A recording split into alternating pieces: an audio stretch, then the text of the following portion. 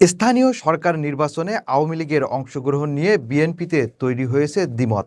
আবার এই নির্বাচনে নিজেদের জয় ধরে রাখতে বিএনপির অভ্যন্তরীণ কৌশল ও চ্যালেঞ্জ দেখা দিয়েছে। চলুন বিস্তারিত জানা যাক। চলতি বছরের শেষ নাগাদ ইউনিয়ন পরিষদ নির্বাচনের মাধ্যমে ধাপে ধাপে দেশের সব স্থানীয় সরকার নির্বাচন সম্পন্ন করার পরিকল্পনা করছে সরকার। নির্বাচন কমিশনের চূড়ান্ত করা নতুন বিধিমালায় দলীয় প্রতীকহীন এই নির্বাচনে যোগ্য যে কারো প্রার্থী হওয়ার সুযোগ রাখা হয়েছে।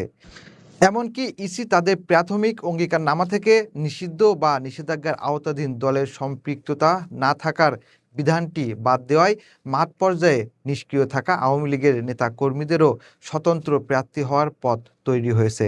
তবে রাজনৈতিক বিশ্লেষকদের মতে ভাবমূর্তির সংকটের কারণে আওয়ামী লীগের খুব কম নেতাই মাঠে নামতে পারেন। আওয়ামী লীগের নেতাকর্মীদের প্রার্থী হওয়ার সুযোগ নিয়ে বিএনপিতে দুই ধরনের মত রয়েছে: নমনীয় ও সতর্ক পক্ষ। নীতি নির্ধারণী পর্যায়ের কিছু নেতার মতে রাজনৈতিক উদ্দেশ্য ছাড়া জনগণের প্রতিনিধি হতে চাইলে বিএনপির আপত্তি নেই। তবে নির্বাচনের মাঠে এসে দলীয় প্রভাব বিস্তারের চেষ্টা করলে পরিস্থিতি খারাপ হতে পারে। দলের একটি বড় অংশ এবং যুগ্ম মহাসচিব সৈয়দ ইমরান সালাহ প্রিন্সের মতে আওয়ামী লীগের অধিকাংশ নেতাই গণধিকৃত মামলার আসামি বা আত্মগোপনে আছেন। দলটিতে এখন কোনো ক্লিন ইমেজের নেতা অবশিষ্ট নেই এবং তাদের নির্বাচনে আসার চেষ্টা অবাস্তব। ত্রয়োদশ জাতীয় সংসদ নির্বাচনের সাফল্য ধরে রাখতে স্থানীয় নির্বাচনেও জয়ের লক্ষ্য ঠিক করেছে বিএনপি। তবে দলটির সামনে প্রধান চ্যালেঞ্জ দুটি। প্রথমত, বিদ্রোহী প্রার্থী ও কোন্দল নিরসন।